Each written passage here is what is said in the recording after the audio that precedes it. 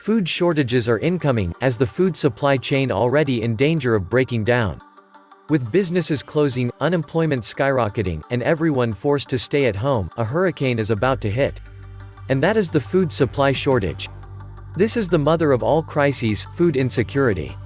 As the pandemic and the economic fallout has left a number of Americans in need of assistance. Food banks nationwide fear shortages as demand is exploding. They could run out of food shortly, as demand intensifies, and donations and volunteers are dropping rapidly. More American families are today relying entirely on food pantries to bring food on the table. This is a dire situation families can only take day by day. Food banks where low-income Americans can turn to survive, are now struggling themselves. They're overwhelmed by people desperate for help. Food bank donations have been cut in half at a time when queues are growing rapidly. In just 1 week, over 3 million Americans have turned to meal centers, food banks, and kitchens for any help that they can get. We risk a looming food crisis unless measures are taken fast to protect the most vulnerable, and keep global food supply chains alive, and mitigate the pandemic's impacts across the food system. It's an issue that goes far wider as well. Production and American agriculture are on the brink. As a result, it means that the food supply is fast becoming a global problem. In a situation like this, the policies of individual countries can have a global impact. In the United States, agricultural workers are demanding more as they work to keep the shelves of our supermarkets full. It's almost overnight that food workers went from being an afterthought in people's minds to suddenly being essential work. It should not have taken a pandemic of global proportions for us to realize that food workers literally feed us. Some fear that this could be too little too late, with the supply chain already in danger of breaking down. The pandemic is hitting farmers hard. Some dairy farmers are being forced to dump their milk instead of selling it, because there's little demand with restaurants and schools closed. Other farmers are struggling to harvest their crops, which could affect what you'll see at the grocery store. Because foreign labor, mostly migrant workers, filled more than 250,000 jobs in the US last year. The harvest season is here, but there are not enough workers, seasonal foreign labor mainly from Mexico. The virus crisis has delayed the US government's processing of their work visas. Blueberry farms are days away from harvest. They urgently need pickers and packers. Most of their seasonal workers are stuck in Guatemala, where the borders are sealed because of the virus. Millions of dollars of blueberries could rot in the fields as the American workers do not want to do this kind of work. With no workers, crops will go unharvested, and that has a ripple effect throughout this economy, and it will affect the consumers. Restaurants usually buy about 60% of the crops, but not this year, with so many restaurants closed. This is devastating for farmers across the nation. Many will go bankrupt. The price of food will become so high and scarce. There is already a horrible and chaotic scene in every supermarket. People yelling, shouting, screaming, crying, and worse, coughing. It's a stress response to panic.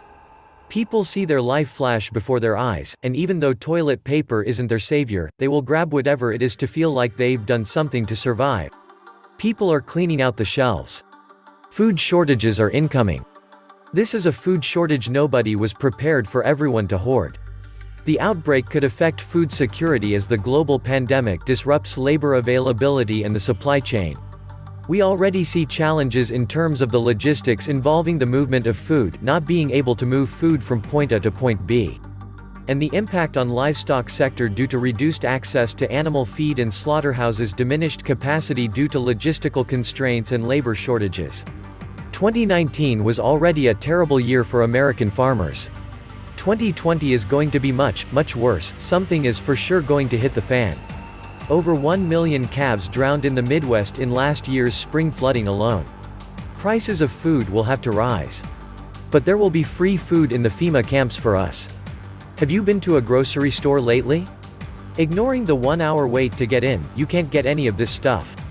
Oil gone, butter gone, all canned veggies and soups and stocks gone, frozen veggies gone, most fresh and frozen meats gone, peanut butter gone, beans and rice in bulk bags are gone. It is absolute mayhem out there right now. Stores are definitely low in stock on everything. No toilet paper to very low levels, no cleaning supplies, very little meat, low pasta, and canned goods. The strain on food supply is getting extremely tight. Relying on grocery stores during an epidemic is dumb.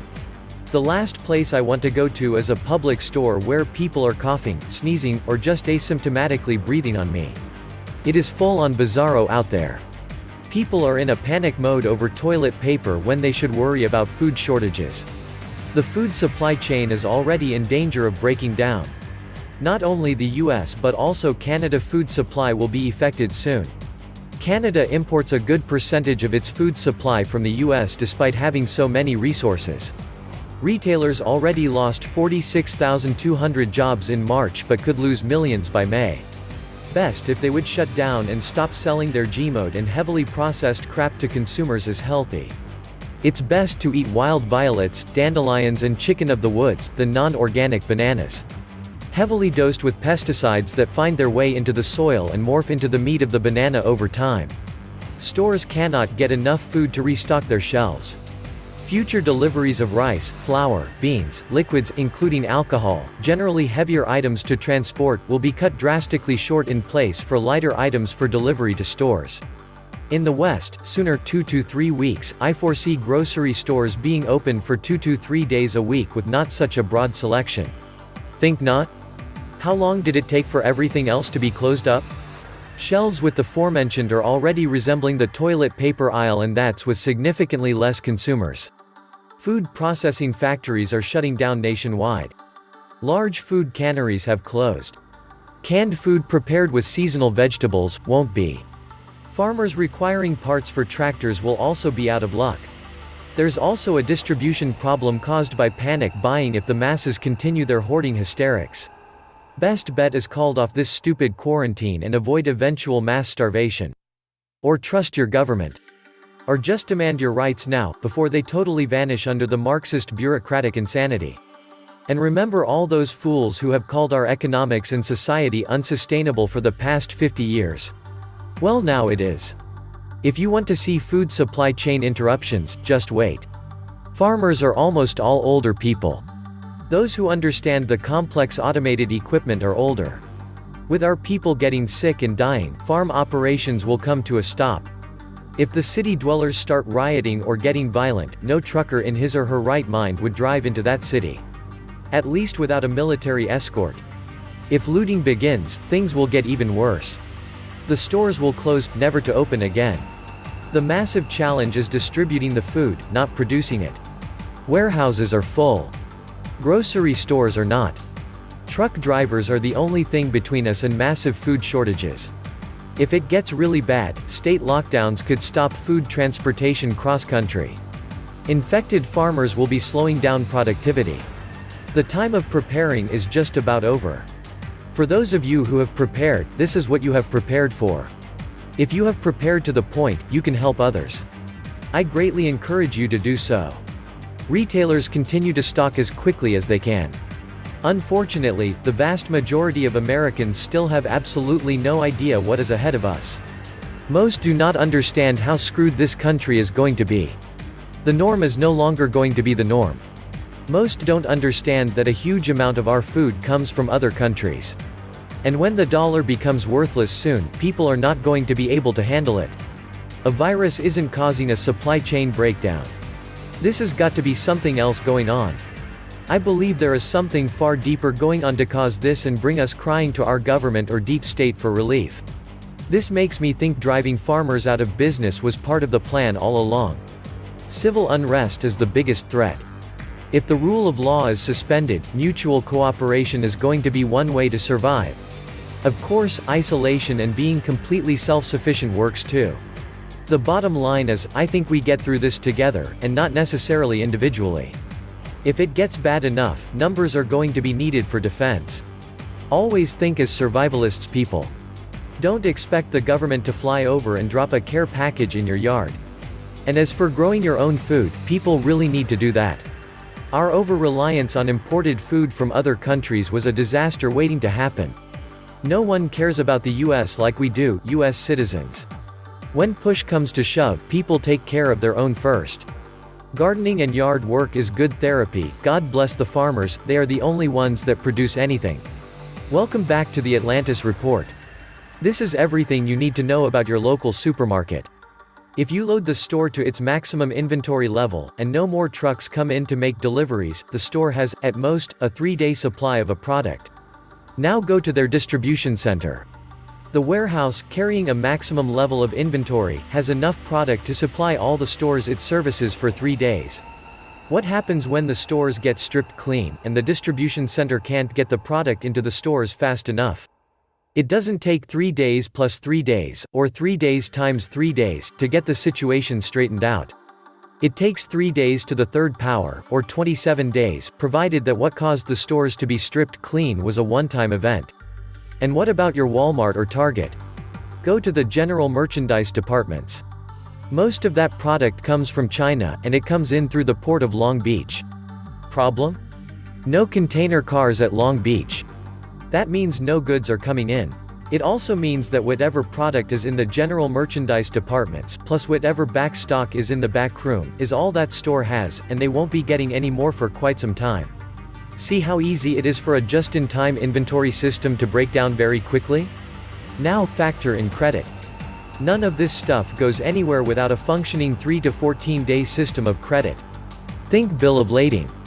It tells the seller of the goods that the buyer of the goods is good for the money because the buyer's bank is good for the money. No seller is going to put goods on a truck or train without this assurance. And we are starting to see real problems in the credit markets, with a real high risk of a credit freeze. Think of what kind of hell is going to break loose in stores if we have a credit freeze. Am I afraid of the far more contagious and dangerous insanity that has swept the globe? You bet. The virus pales in comparison to the damage elected officials will do in the form of lockdowns and forced closures. Get a grip. Most people infected with this disease don't even require hospitalization. This isn't bubonic plague. Fear is the culprit. Those idiots addicted to corporate mainstream media and the fear-mongering to sell eyeballs to advertisers. People are staying at home who should not. They are really going to cripple all capitalist economies seemingly on purpose. What will happen to the lockdowns should they continue this insane nonsense? They will utterly break down society's ability to cope, will collapse, and the morons will have lead us into a far worse crisis. Idiot political appointees with idiotic spreadsheets deciding everything. The economic effects of the pandemic continue to appear: stock exchanges collapsing, stagnant production, falling expectations for global growth, entire economies broke, and an uncertain future for the current system. The fragility of the Western, progressively denying its liberal and globalist values of an open society, and free markets, promoting increasingly constant and incisive state interventions, closing borders, and instituting strong economic protectionism. First to go was the gold standard, and then the petrodollar, and finally, the lead shoe drops. Agenda 2030 is being implemented now.